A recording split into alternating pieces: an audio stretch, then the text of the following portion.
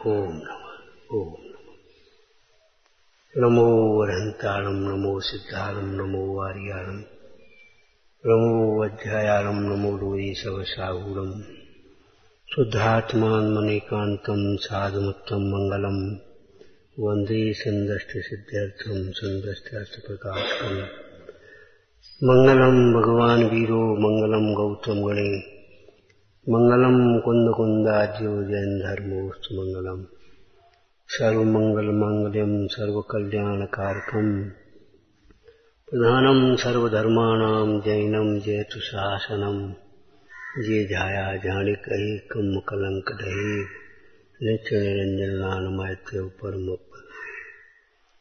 नमः समय साराय सहानुभूत्या चकास्ते चित्स्वभावाय भावाय सर्वभावाय। सोचना, समझना, विचारना क्या लिखा है,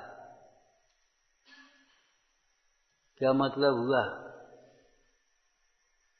लापरवाही से गीजर चल गए, गीजर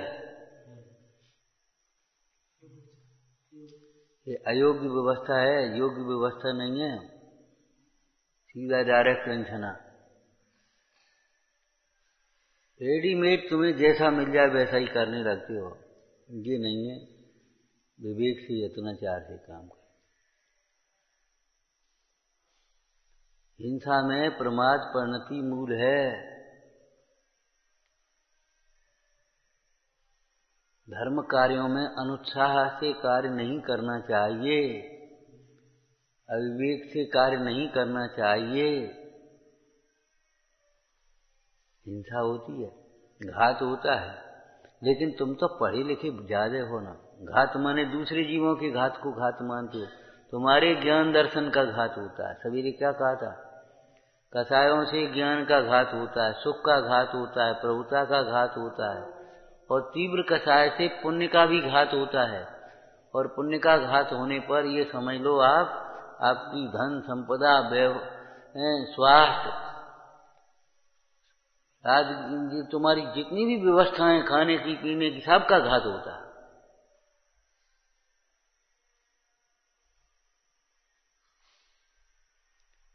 जितनी भी पुण्य की व्यवस्थाएं हैं, पुण्य का घात होने पर सारी व्यवस्थाओं का घात होता है। अभी सुनी अनसुनी करते रहते हो ना, एक शब्द कान में नहीं मिल पाया सुनने, कान जवाब दे देते, सुनाई नहीं देता। अभी सुनी अनसुनी करते हो और फिर कान जवाब दे देंगे, सुनाई नहीं देता। अब हम देखी अनदेखी करते हो, आंखें जवाब देगी, अब दिखाई नहीं देता, क्या करें?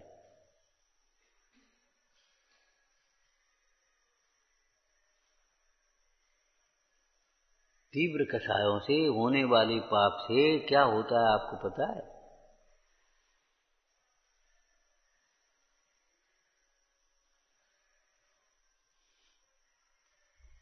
गंभीर शासन है। जैसे लौकिक में सफाई का मतलब ऐसे झाड़ू लग जाना नहीं है। सफाई का मतलब भैया वो सफाई कर देना, बस ऐसे झाड़ू लगा दी, वहां छोड़ी, वहां छोड़ी, वहां छोड़ी, वहां पड़ी, सफाई हमने कर दी, इसका नाम सफाई नहीं होता। ऐसे व्यवस्थित सफाई का मतलब ये गंदगी का अंश भी बुरा है। पंडित जी ने 7वां अधिकार लिखा, मिथ्यात्व वैरी का अंश भी बुरा है। हम सफाई का दृष्टांत दे रहे हैं, लेकिन वो भी सीखने लायक है आपका। वो रस्सी पड़ी है, गीली हो गई, कितने दिन में सूख पाएगी, और उसमें हिंसा कितनी होगी वो हम भूल गए थे। जहां जहां गंदगी है वहां वहां हिंसा है, समझते हो? गंदे भाव हिंसा है, गंदे वचन द्रव्य हिंसा है, गंदे वचन, अयोग्य वचन द्रव्य हिंसा है।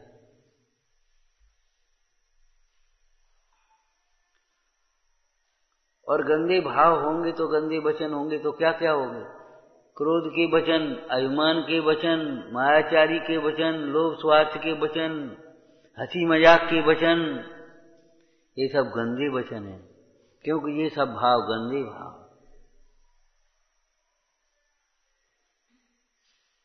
तो जैसे सफाई का मतलब ये नहीं है कि मोटी मोटी जरा झाड़ू फाड़ू फेर दी सफाई हो गई। सफाई का मतलब है झाड़ू के बाद पोंछा लगा देते हैं, जला देखते हैं, ऊपर सब जाले वाले सब देखते हैं, मतलब कहीं भी कोई गंदगी न रह जाता। ऐसे ही मानसिक सफाई का मतलब क्या होता है? मन साफ होने का मतलब क्या है? मन में ये किसी प्रकार का कोई आलस प्रमाद ये गंदे भाव नहीं रहा।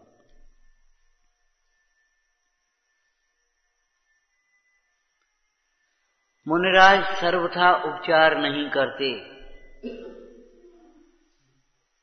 परि से अधिक सहन करते हैं, और श्रावक ज्ञानी विवेकी जन भी अयोग्य उपचार नहीं करते।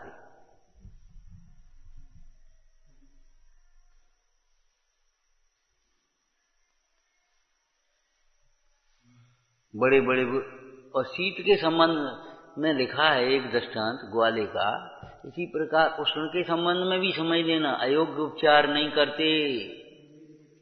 कि अपनी आराम से, ये आराम नहीं है, ये प्रमाद है, धर्म ध्यान का घातक है, आराम नहीं है। इसको अगर अपन दूसरी भाषा में कहें तो इंद्रिय सुख ये सुख नहीं है। अगर हम बाहर से भी कहें तो तमाम बीमारियों का घर है ये, और भीतर से कहें तो ये संसार का कारण है, पाप बंध का कारण है। उपचार नहीं करते, क्या अर्थ लेना चाहिए? अरे उस श्रावक में हो गया अयोग्य, उपचार नहीं करते, मुनिराज में उपचार नहीं करते। अब इन दोनों को रख करके एक और अर्थ करो, बहिरंग उपचार नहीं करते बाहर में, लेकिन अंतरंग में उपचार करते हैं। सच्चा उपचार क्या है? तत्व विचार, भेद विज्ञान, वैराग्य भावना, उनके बल से जीते हैं गर्मी सर्दी को। गर्मी सर्दी को कैसे जीतेंगे? हाँ, वैराग्य भावना के बल से।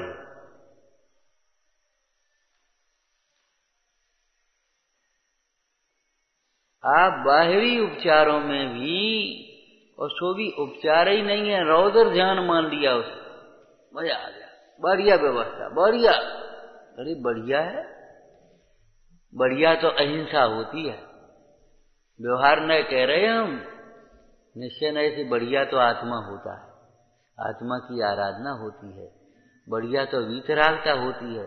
लेकिन अगर हम भेद करके कहें तो बढ़िया तो अहिंसा होती है। हिंसा कैसे बढ़िया हो सकती है? जहां हिंसा है बढ़िया होगी। सुनो, वो बिस्कुट बहुत बढ़िया हैं, लेकिन उसमें अंडे पड़े हैं, बोलो क्या कहेंगे हम? अरे स्वाद होगा होगा, हमें नहीं खाना, हमें छूना नहीं है।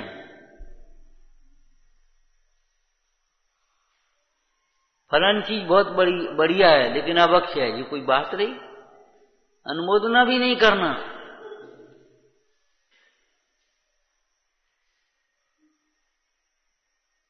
हिंसात्मक उपचार नहीं करना चाहिए। उपचार करने में हिंसा अहिंसा का विवेक रखो, सत्य असत्य का, चोरी अचोरी का, शील कुशील का।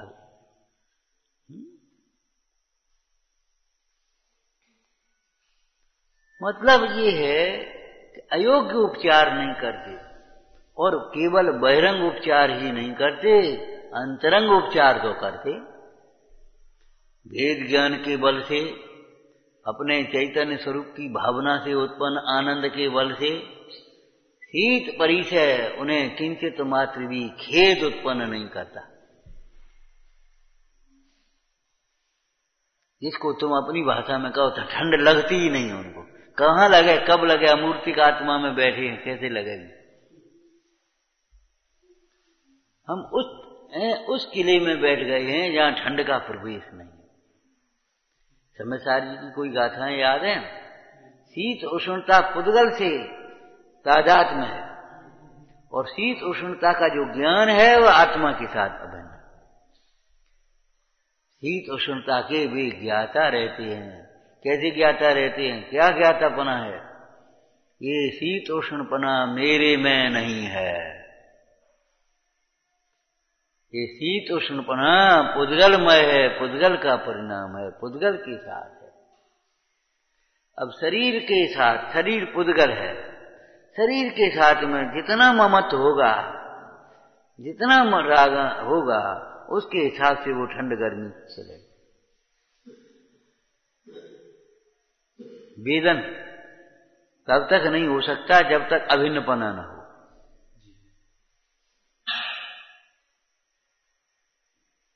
जब तक अपनत्व तो नहीं आएगा तब तक वेदन नहीं होगा। तुम्हें लगेगा ही नहीं कि नुकसान हमारा नुकसान है। जीवों की हिंसा हमारी हिंसा है। ये भैया, जीवों की हिंसा हमारी हिंसा कैसे? कि हाँ, उस समय में अपने परिणाम की हिंसा हुई कि नहीं, ज्ञान दर्शन सुख की।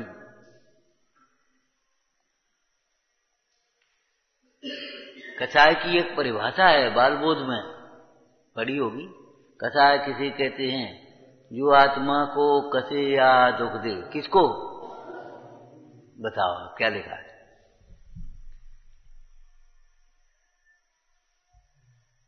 जो आत्मा को कसे। वो जीव की बात कहां लिखी बात? अब कसाय के वशीभूत होकर के जो प्रमाद रूप प्रवृत्ति होती है, असत्य रूप, चोरी रूप, कुशील रूप प्रवृत्ति होती है, परिग्रह रूप प्रवृत्ति होती है, उसमें बाह्य जीवों की भी हिंसा होती है, वो अलग बात है। लेकिन कसाय की परिभाषा क्या है? जो आत्मा को कसे, माने तुम्हारी कसाय तुम्हारे लिए दुख का कारण बनेगी। तुम्हारा प्रमाद तुम्हारे लिए दुख का कारण होगा। उस दिन जाने क्या कोई सुना रहा था, बढ़िया मकान बनवाया, बढ़िया, और बढ़िया पॉलिश करवाई फर्श पे, और बनी पानी नहीं, देखो जरा पट पड़े, कूला टूट गया। माने अपनी जो हाँ, वो अपने लिए ही तो घातक हो गई। लेकिन बहिरात्मा जीव को वो शरीर का गिरना और कूला टूट जाना, वो घात और फिर तमाम तकलीफ हो जाना, वो उसका फल लगता है। वो अभ्युदय रूप फल है, करना नहीं उठे। लेकिन ये जो बनाने का भाव है, ये दिखाने का भाव है, ये बहुत प्रदर्शन का जो भाव है, उसमें ये जीव का अपने स्वभाव का घात होता है। बुद्धि बिगड़ जाती है, बुद्धि वहीं वहीं लगती, फिर इधर नहीं लगती।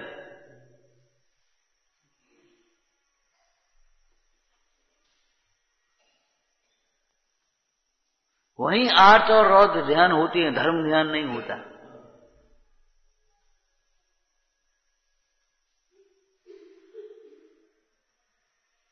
स्वच्छता का मतलब है स्वच्छ परिणाम। पहली चीज है, पहली चीज। भजन लिखा है, भजनकारों ने लिखा है कि नहीं, बोलो। अंतर उज्ज्वल करना रे भाई, अंतर उज्ज्वल करना रे,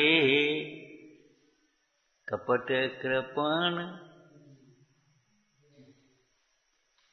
जब तक तेरी भीतर कपट बैठा हुआ है, तब तक अंतर उज्ज्वल का भाव नहीं, तो फिर क्या मतलब हुआ? ये बाह्य क्रियाएं भी अंतर परिणाम उज्ज्वल करने के निमित्त भूत हैं। अगर इन क्रियाओं के निमित्त से अंतर परिणामों की निर्मलता हुई तो ही ये क्रियाएं सार्थक हैं।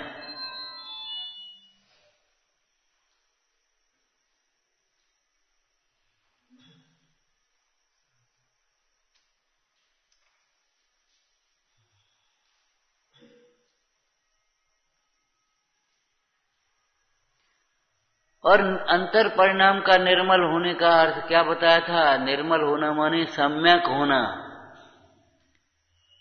थोड़ी सी प्रसंगानुसार कसाय मंद हो जाना, इसका नाम निर्मलता नहीं। परिणाम बहुत अच्छी करती रहती हो, अच्छी नहीं है। अच्छी में से फिर खराब कहां से निकल पड़ती प्रसंगानुसार? विचार करो, एक शीशी में कपूर रखा है, तो मंदिर में उसकी डाट खोलोगे तो कपूर की खुशबू आएगी। और मान लो कहीं कुछ कहीं उसकी डांट खुल जाए तो क्या हींग की खुशबू आएगी कि लहसुन की खुशबू आएगी? वहां भी तो उसमें से कपूर की खुशबू आएगी। अब जब बोलोगे तो क्या बोलोगे बताओ? जो भीतर होगा सो बोलोगे।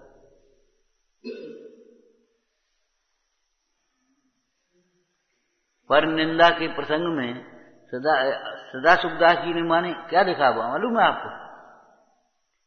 सम्यक दृष्टि धर्मात्मा जी। सम्यक दृष्टि माने यहाँ आत्मान भवि की बात नहीं है, देवसाज गुरु के प्रति श्रद्धाने की बात है।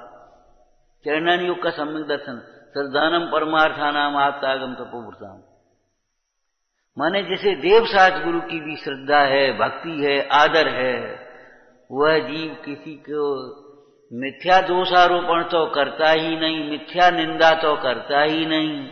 किसी से दोष सांचा भी बन जाए तो भी उसके प्रति उपगूहन का भाव करता है, तो वो निंदा नहीं करता। ये लिखा मैंने क्या लिखा बोलो, समझ में आ गया? मिथ्या दोषारोपण अप्रमाणिक बातें तो करता नहीं, वो हमसे सुनी थी, वो हमने ऐसा किया था। अरे कैसी बातें, आ जाओ सामने। कितनी बातों का, ऐसी बातों का अगर नीचे से खोज की जाए तो कम कुछ ने हमसे भिन्न कही थी, हमसे भिन्न कही थी, हमसे भिन्न कही थी, काऊ ने कभी नहीं कही, बस अंत में कुछ नहीं, लिपा पोती साफ।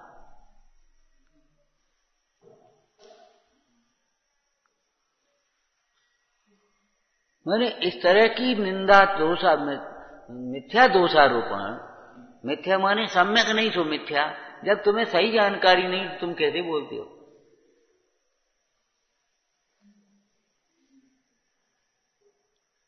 अरे हम अपनी कहें, एक बार क्या हुआ, कम से कम 30-40 साल पहले की बात है, किसी ने किसी की खबर वैसी कह दी, वो उनका तो देहावसान हो गया, और किसी प्रसंग में हमने कह दी।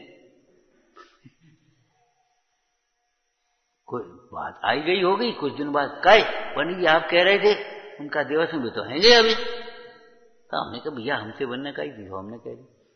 अब बता भाई झूठे कि नहीं झूठे? ध्यान रखना, बालबोध को गंभीरता से पढ़ो। किसी की पढ़ी हुई, सुनी हुई, भूली हुई चोरी को, वस्तु को उठा लेना, वो चोरी है, वो तो हो गया। सत्य के संबंध में भी, चाहे किसी से सुन लिया, चाहे किसी से कुछ पढ़ लिया, चाहे कहीं से पढ़ लिया, वो सही नहीं हो सकती। सत्य बोलने से पहले सत्य समझना जरूरी है, उसकी तपास करो, जानकारी करो। किसने कहा? अरे बाबू की कोई बातें हैं, वो कोई आदमी है, प्रमाणिकता है कोई? कल आपकी छवि खराब हो जाएगी, कल आपकी बात का कोई भरोसा नहीं करेगा, ध्यान रखना। उन्होंने क्या कहा था उसकी जिम्मेदारी उनकी है, तुम जो बोल रहे हो उसकी जिम्मेदारी तुम्हारी है। यहां जाओ, आ जाओ। तुम किस आधार पर कह रहे हो बोलो? वो हमने तो सुनी थी, बिल्कुल बिल्कुल गलत हो गया। हम इसलिए ये बातें कह रहे हैं कि इस तरह के वातावरण में आप न तो विश्वास करें और न अपने जीवन में कभी करें इस तरह का। कि हमने तो सुनी थी, नहीं, कहाँ सुनी थी? शास्त्र में सुनी थी, शास्त्र में पढ़ी थी, वो हमने तो अखबार में पढ़ी थी। अरे अखबार की कोई बात है वो?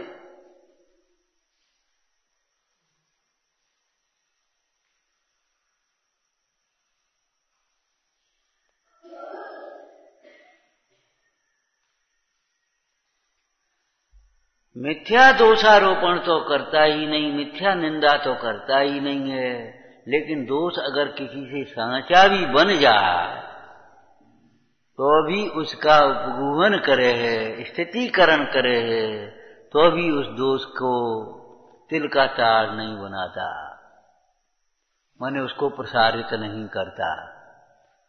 और किस शैली में? वो हम तुमसे कह रहे, काऊ से कहियो मत, और उसने भी वही कहा, काऊ से कहियो मत, काऊ से कहियो मत, और सब कहते चले गए।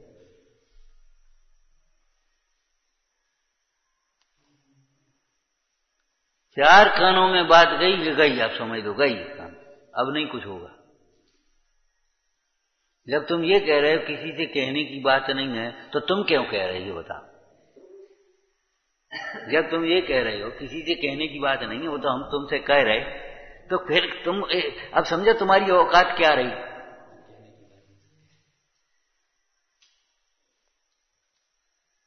तो शीत उष्ण आदि 2200 परिसरों का मुनिराज बहिरंग उपचार नहीं करते। वो भूख लगने पर चाहे जैसा मिल जाए, चाहे जहां मिल जाए, चाहे जो मिल जाए, वो भोजन नहीं करेंगे। चर्या के लिए निकलेंगे, योग्य विधि से मिलेगा तो लेंगे, नहीं तो नहीं लेंगे। और श्रावक भी अब क्या करें, ऐसा जान करके अयोग्य बाहर नहीं कराएगा।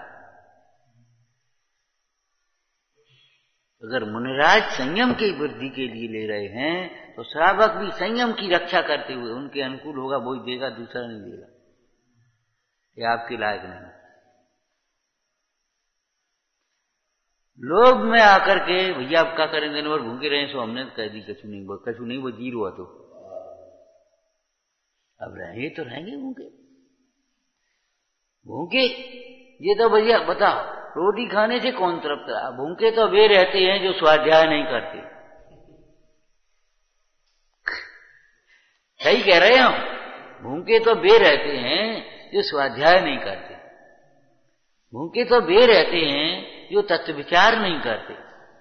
भूखे तो वे रहते हैं जो भेद ज्ञान नहीं करते। भूखे तो वे रहते हैं जो देह से भिन्न आत्मा का अनुभव नहीं करते। वे भूखे ही भूखे हैं।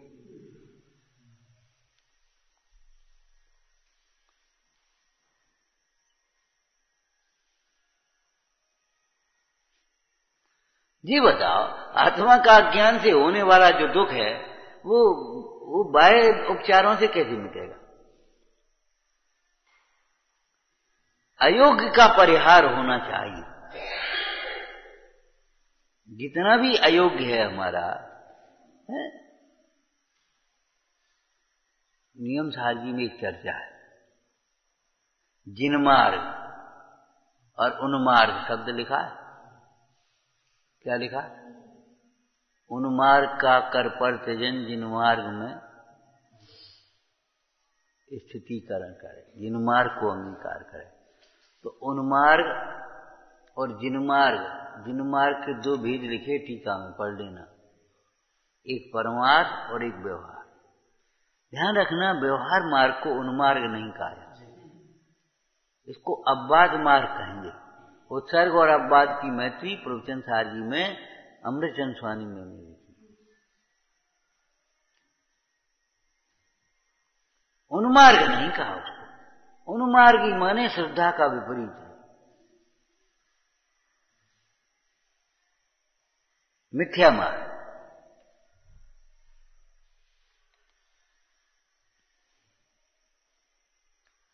प्रमाण से बाहर विचार मत करो, विचार मत करो। अपने दुख का, इसका अर्थ समझ में आया? अपने दुख का, अपने परिणाम का, अपनी परिस्थिति का संबंध पर से मत जोड़ो। प्रमाण से बाहर विचार मत करो का मतलब समझ गए? अपने दुख का कारण परद्रव्य नहीं हो सकता।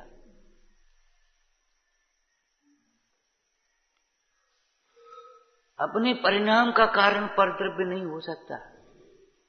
अपनी परिस्थिति का कारण भी परद्रव्य नहीं है। परमार्थ की परिस्थिति समझते हो? आज हमें खाना नहीं मिला, आज हमें कोई पूछ नहीं रहा, हमारी सब निंदा कर रहे हैं, हमारे शरीर में रोग हो गया, हमारे शरीर में स्वस्थ है, इसका संबंध भी पर से नहीं है, ये कह रहे हैं। पर के साथ कारण कार्य संबंध मत जोड़ो, मत जोड़ो।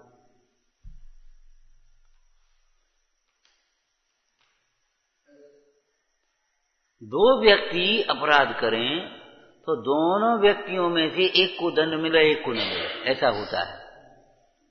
क्यों? दंड की जो बाहर की व्यवस्था है वो उदय के अनुसार है। उसका जो उदय होता है, पुण्य का अगर चल रहा है तो उसको दंड नहीं मिलता। पंडित जी ने लिखा टोटरमल जी ने, पुण्य के उदय में दंड का निमित्त नहीं बनता, पाप के उदय में सहाय का निमित्त नहीं बनता। नहीं बनता, नहीं बनता का अर्थ समझते हो? किसी का नहीं बनता, चाहे कोई हो। पुण्य का उदय जब तक चल रहा है तब तक चल रहा है, उसको दंड का निमित्त नहीं बनता। 10 अपराध करे, डकैतियां डाली, नहीं पकड़ा गया, जिस दिन उदय उसका आ गया उसी दिन पकड़ा गया फटाफट। तुम अनर्गल खाते पीते रहे, कुछ नहीं हुआ, और जिस दिन वो उदय आया सो जा करके पेट में तकलीफ हो गई यार, फटाफट बीमारी आ गई। हम साहब 10 साल से खा पी रहे, 10 साल से खा रहे, ठीक है, वो उस समय पुण्य का उदय उस समय चल रहा है।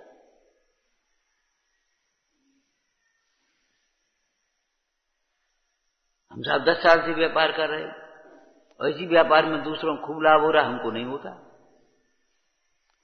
2 साल के रखे रहे, और आज बेचा, आज ही भाव बढ़ गए, 3 दिन पैसा भी लौट के नहीं आ पाए दर्शन में।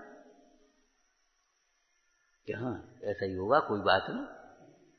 तुमने दूसरे का नुकसान विचार किया है, दूसरे के नुकसान में हंसी की है, ठीक रहे, चलो बढ़िया रहे, आज उसका उदय आ गया। समझ में ना, अपने नुकसान की बात नहीं है, दूसरे के नुकसान की अगर तुमने अनुमोदना भी की होगी तो तुम्हारा नुकसान हुए बिना नहीं रहेगा, निश्चित है ये बात। दूसरे के अनादर का तुमने अगर हंसी भी की हो, चलो ठीक है, खूब बढ़िया डांट पड़ी, समझ लो कल तुम पे डांट पड़ेगी, निश्चित निश्चित, और बिना कारण कहो तो बाहर में कारण नहीं दिखाई देगा तो भी पड़ जाएगा। तुमने ये क्या सोच लिया कि इस पे डांट पड़ गई, चलो बढ़िया रहे, सोचा कैसे तुमने? मतलब हमारे दुख सुख का, हमारे परिणामों का, हमारे परिस्थितियों का कारण परद्रव्य में मत जोड़ो, ये प्रमाण से बाहर है, बिल्कुल अप्रामाणिक बातें हैं।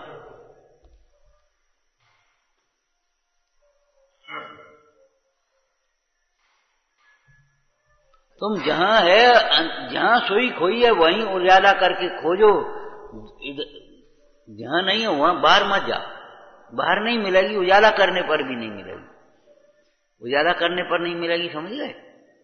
अगर उपयोग हम इसमें लगाएं तो यहां दुख का कारण नहीं मिलेगा। हम इनकी ओर, अच्छा जिनके मारे परेशान है, क्या करें जी, मानता नहीं है, समझता नहीं है, ऐसा करें, ठीक है, वो नहीं समझता, तुम नहीं समझते, तुम्हारा उसके प्रति राग है, तुम्हारा उसके प्रति है, वो तुम्हें हैरान कर रहा, बात बाकी कुछ नहीं।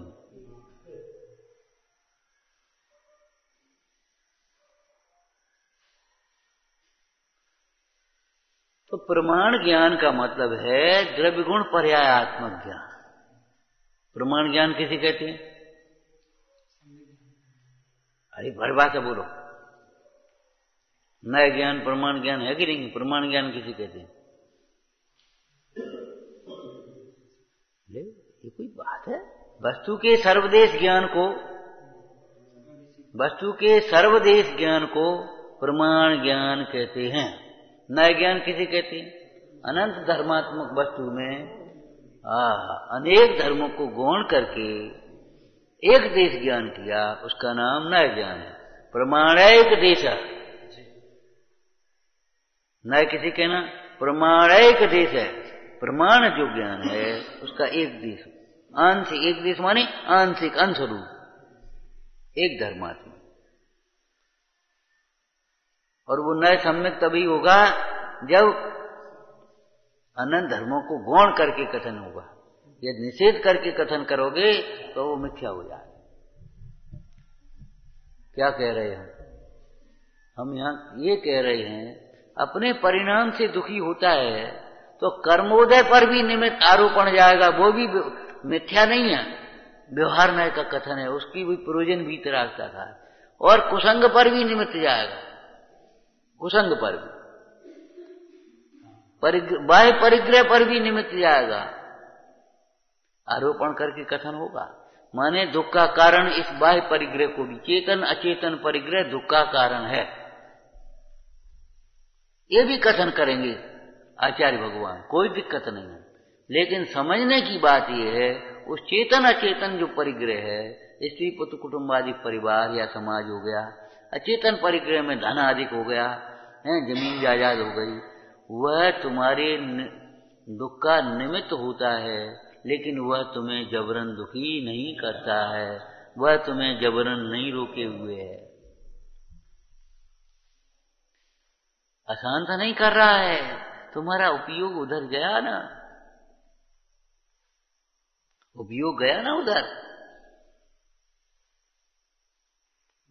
और उपयोग उधर गया, साथ में इष्ट अनिष्ट की कल्पना हुई।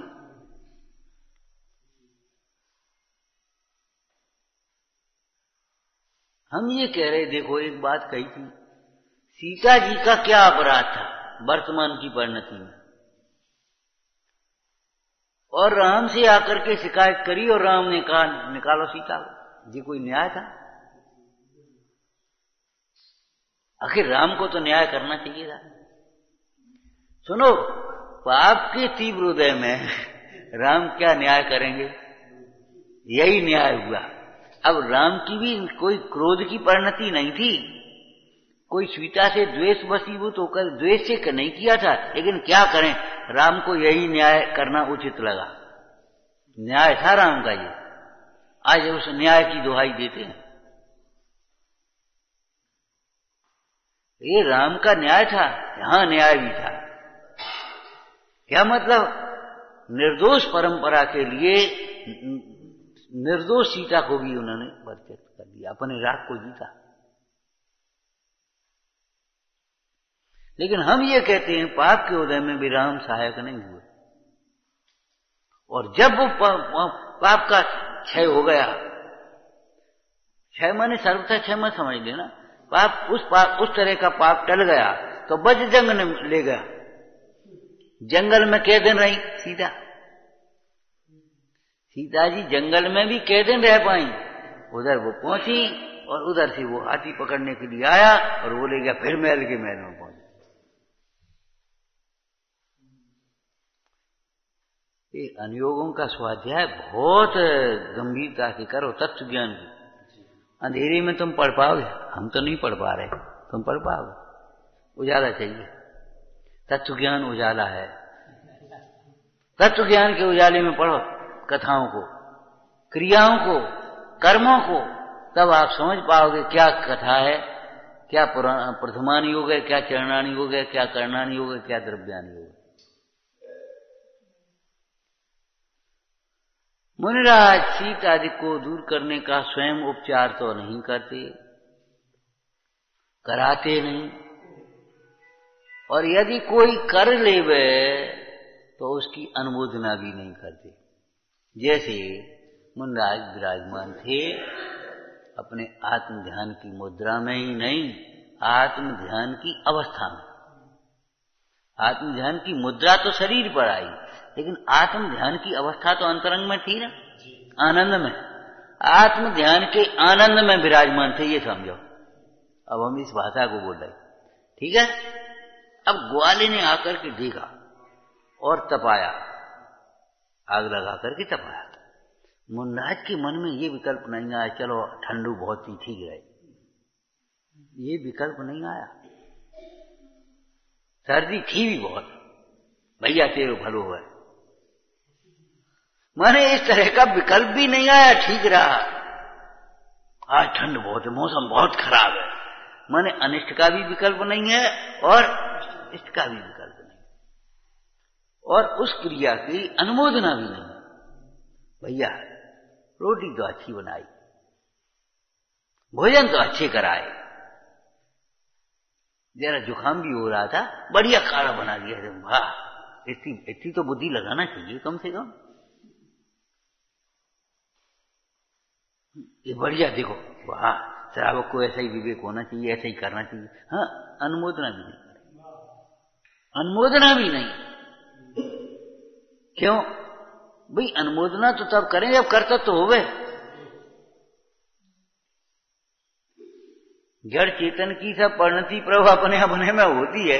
अब अनुमोदना कौन की करें, क्या करें? बोलो, सीता का आदित परिचय होने पर मुनिराज उपचार करते हैं कि नहीं? कि करते भी हैं, नहीं भी करते। बाह्य उपचार नहीं करते, सर्वथा नहीं कर रहे, लेकिन अंतरंग उपचार कर रहे कि नहीं कर रहे? रोग होने पर मुनिराज उपचार करते हैं कि नहीं? कि करते भी है, नहीं भी करते, अंतरंग बाह्य उपचार नहीं करते। जिनको टोटमल जी ने कभी झूठे उपचार भी कह दिया, लेकिन अंतरंग में धर्म का भेद ज्ञान करते हैं, वैराग्य भावना भाते हैं और 12 भावनाओं के बल से अपने वैराग्य को बढ़ाते हुए अंतर में अनुमोदना करने लायक क्या है?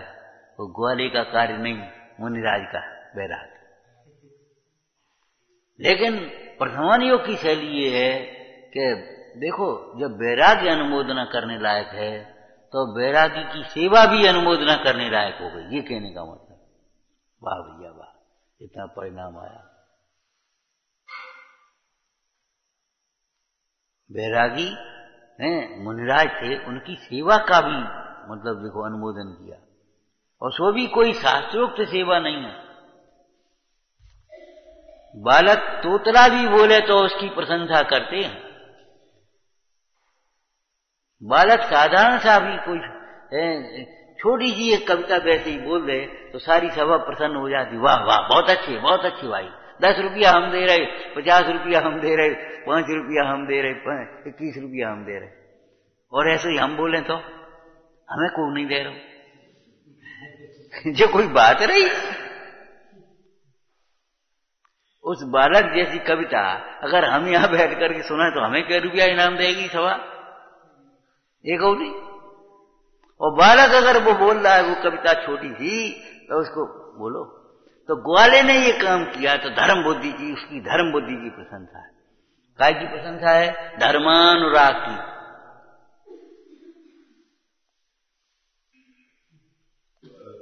मतलब इतना कठोर परिणाम उसका नहीं हुआ कि अनदेखा करते चला जा। ये कहने का मतलब है, ये कठोर परिणाम है, अनदेखा करते हुए चले। वो सुन तो हमने लाई थी, देख तो हमने लाओ, तो फिर हमने सोची बे पहुंच जाए, बे कर लेंगे। बिल्कुल ठीक।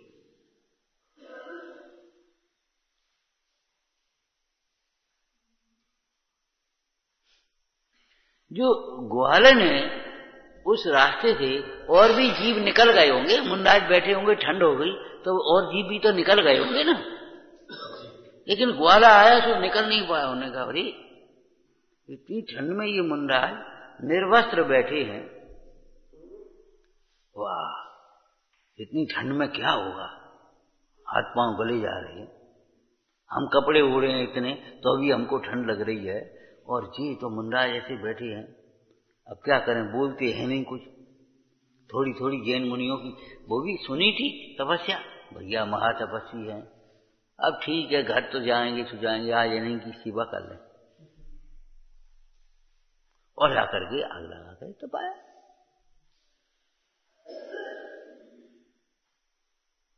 मुंडाज की धर्मानुराग से धर्म बुद्धि माने वो धर्म बुद्धि नहीं, धर्म मान करके धर्म,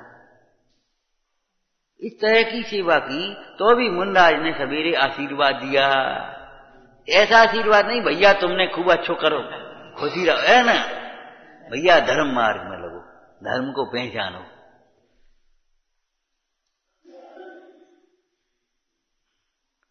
देखो, शुभ लाभ धर्म लाभ होता है। धर्म का लाभ होता है तो धन का लाभ, भोगों का लाभ, पैसा का लाभ, ये तुम्हारी पद प्रतिष्ठा का लाभ, ये तो सब अपने आप है, साइड के काम है। मूल में तो धर्म लाभ, सुखी रहो, नहीं धर्म में लगो, ये ध्यान रखो। धर्म में लगोगे तो सुखी तो होगे, लेकिन भ्रम से अगर तुम वैसे ही सुखी मानते रहोगे तो धर्म में नहीं लगोगे, ये बात है। जो जीव अनुकूलताओं में सुख मानता रहेगा वो जीव धर्म में नहीं लग पाएगा। धर्म में लगेगा वो जीव सुखी रहेगा।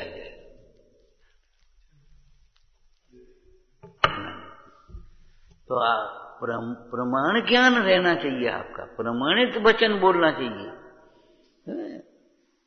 वो हमने बस वैसे ही कहते नहीं, हमारा सूक्ष्म उपयोग रहना चाहिए। सूक्ष्म सफाई का मतलब अधूरी सफाई नहीं है, अधूरी मन। ऐसे ही परिणामों में सफाई का मतलब क्या है? हमारी चित्त में शांति, पाप रहित, एक नहीं वहां सारे पापों की उस प्रकार की परंपरा। खुशी के भाव गंदे भाव हैं, कुशील के भाव तो गंदे भाव हैं ही, उसमें क्या बात है। लेकिन हिंसा के भाव भी गंदे हैं कि नहीं? और झूठी साची वो भी गंदे है। चोरी का भाव वो भी गंदा है।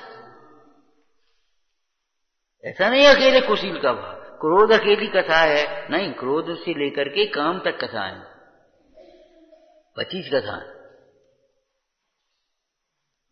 सब गंदी हैं। तो इनके होने में किसी अन्य का दोष नहीं। जो परिणाम हो रहे विपरीत, वो भी तुम्हारा अज्ञान ही उनका कारण है, तुम्हारी विकल्पना ही कारण है। और तुम्हारा जो बाहर की परिस्थिति बन रही है उसमें भी तुम्हारा उदय कारण है, तुम्हारा अपना उदय। ये शब्द जोड़ा, क्या जोड़ा? आ गए प्रमाण में। यद्यपि कर्म परद्रव्य में ध्यान रखना, लेकिन हमारा ही उदय है, तुम्हारा दोष नहीं है। ये प्रामाणिक विचार हो गया। प्रामाणिक विचार कैसे हो गया? अध्यात्म की बात अलग है, हैं? कि साहब वो तो कर्म तो परद्रव्य है, बिल्कुल सही बात है? तो फिर जो वेदना हो रही वो भी तो परद्रव्य है। उसका कारण तुम परद्रव्य को मानते हो, तो परद्रव्य से हटाने के लिए, नो कर्म से हटाने के लिए कर्मोदय को लिया, और कर्मोदय को हटा करके फिर परिणाम को लिया, और परिणाम से उपयोग हटा करके स्वभाव पर आएगा। क्रम है, अक्रम नहीं चल पाएगा, उल्टा क्रम नहीं चला पाओगे आप। वो नहीं तो कहोगे आत्मा में है ही नहीं, और पर का दोष देखते रहोगे। तो शीत आदि का उपचार करते हैं कि नहीं? अंतरंग उपचार करते हैं। और बहिरंग के उपचार की जहां तक चर्चा है तो मुनीश्वर तो करते नहीं भाई, और श्रावक भी अयोग्य उपचार नहीं करते। ध्यान रखना, अपने राग की तीव्रता में कभी अयोग्य उपचार करने की कोशिश मत करना। सबसे पहले संयम की रक्षा, सबसे पहले संयम की रक्षा। विचारना, हे जिनवाणी भारती तो ही जपूं दिन रें, जो तेरी शरणा गए सो पावे सुख थे। या वाणी के ज्ञान ते सूझे लोकालो, सो वाणी मस्तक नमो सदा जीत हूँ